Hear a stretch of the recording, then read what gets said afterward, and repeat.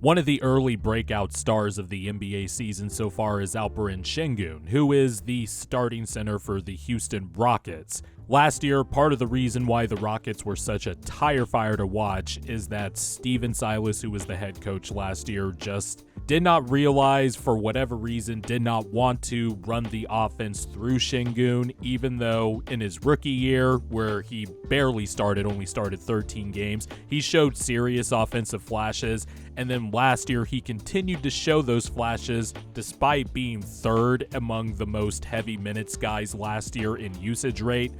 This year, with the addition of Ime Udoka, with veterans like Fred VanVleet, Jeff Green, Dylan Brooks added to the room now, it seems to be more structure, and one of the reasons for that structure is that Ime Udoka identified correctly that Alperen Sengun is the best player on the Rockets and the best offensive player on the Rockets by a long shot.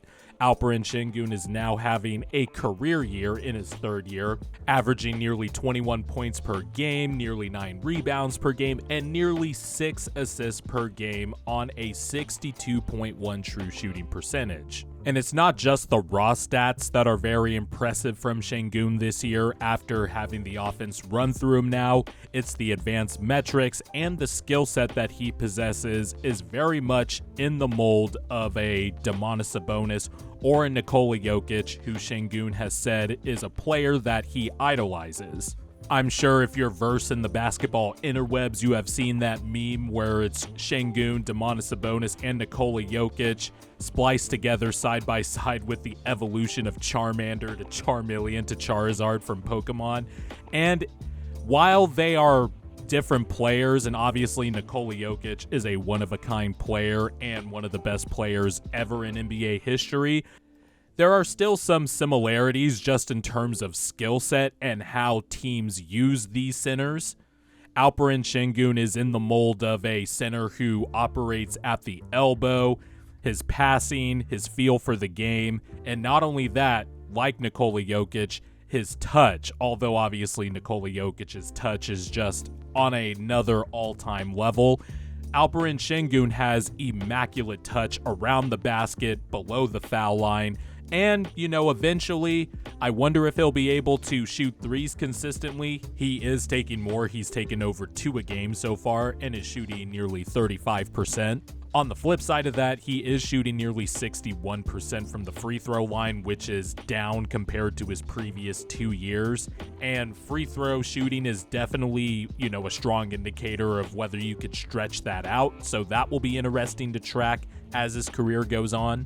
But regardless, his offensive skill set is what a lot of teams are looking for nowadays whenever they have a center. There are still rim running centers and centers who primarily, pick and roll and dive to the basket, or if you're a Miles Turner, you roll and pop to the basket while also protecting the rim on the other end. But over the last decade or so, coaches have been utilizing centers with different skill sets and a different type of basketball IQ to station them at the elbow area, use them as a hub where players can flow and use motion off of them, or use them on different spots on the floor to utilize their skill set, and Sengun fits this mold. Sengun this year is top 5 in elbow touches per game per NBA.com, and if you look at the list up here, you'll see it's the usual suspects: Sabonis, Nikola Jokic, Nikola Vucevic as well. Jakob Poeltl might surprise some, but if you watch his stint with the San Antonio Spurs and towards the end of his Raptors tenure, it makes sense. Bam Adebayo's not up in here. He was in the top 5 last year, but the Heat used Bam Adebayo a lot in the elbows with his passing and DHO game and his ability to shoot the foul line and below jumper. But Alperen Sengun now, for the first time in his career, is in the top 5 in elbow touches.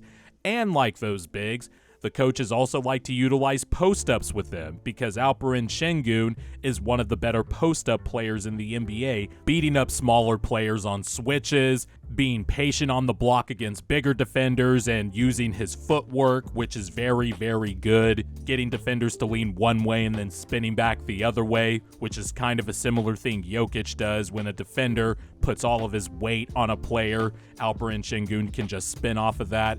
And if you look at the areas where Alperen Sengun shoots a high percentage, it's 59% on all mid-rangers per cleaning the glass, but it's that floater area, the short mid-range area, where he's shooting an absurd 56%.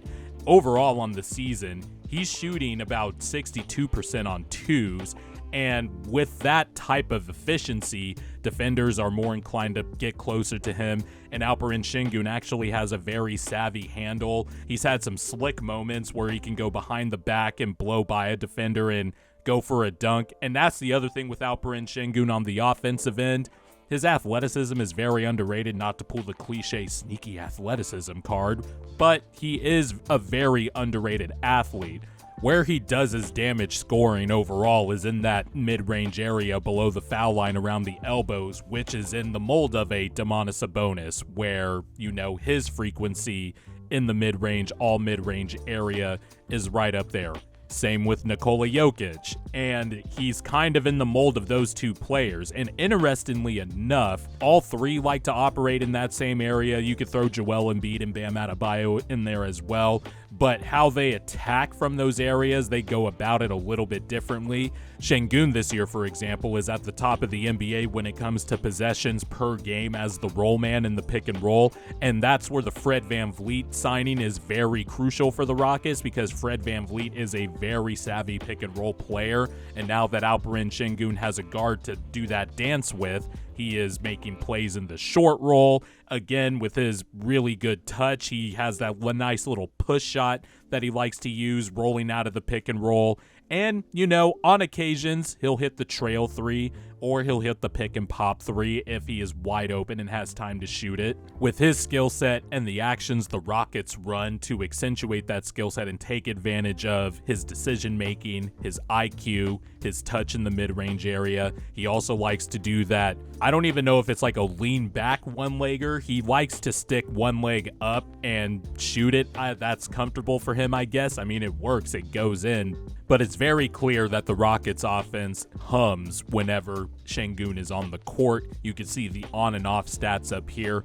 The offensive rating is just absurd. The swing in terms of when he's off the court versus when he's on the court in terms of net rating is pretty absurd as well. And he's surrounded by athletes and good defenders, all NBA level defenders, to, insulate him and cover up his deficiencies on that end of the court. But he still very much uses his IQ on the defensive end. He is in the right place at the right time.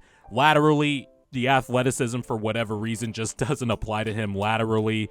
And, he's not exactly the rim protector that you would look for in like a Bam Adebayo, a Miles Turner, or a Joel Embiid. But if he could just be in the right place at the right time, and the Rockets, keep the defensive scheme they have going for him, which is best for him, which is probably keeping him at the level like the Kings do with Sabonis, like the Nuggets do with Nikola Jokic, the offensive trade-off is well worth it. The Rockets are a well-oiled machine when Sengun is on the court, and they're reaping the benefits of having the offense ram through him with his skill set. Hitting cutters, getting open threes, pick and pop threes, short roll decisions, and when the time calls for it, he can utilize his offensive skills on the post, his savvy handle, and he can just weaponize his touch and score from the foul line below.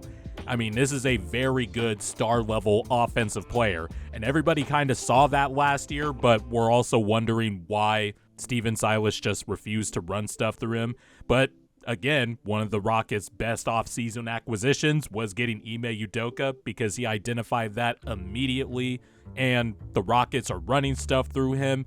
And when you're talking about, mimicking the games of all-time great players like a Steph Curry or a Nikola Jokic, it's really hard to do that, and it's really not comparable. But you could see that Sengun definitely took some stuff from the Jokic notebook. And now the question is, over the next 1 or 2 years, where does Sengun rank among the NBA's best centers?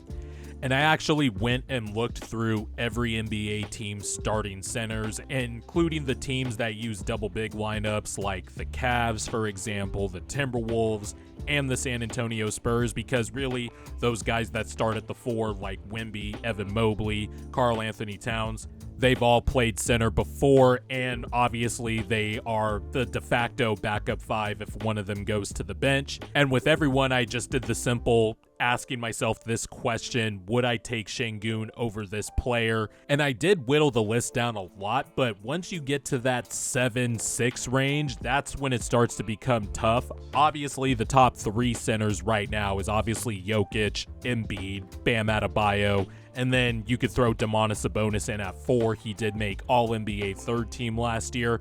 But it's that 5 through 7 range where it kind of gets dicey a little bit. Would you take Anthony Davis over Sengun? Would you take Gobert over Sengun right now? And that's where the whole track record resume thing comes in. But if you're just isolating it to this year and talking about the impact a player has on a team this year, Alperen Sengun might have a case as a top 5 center right now.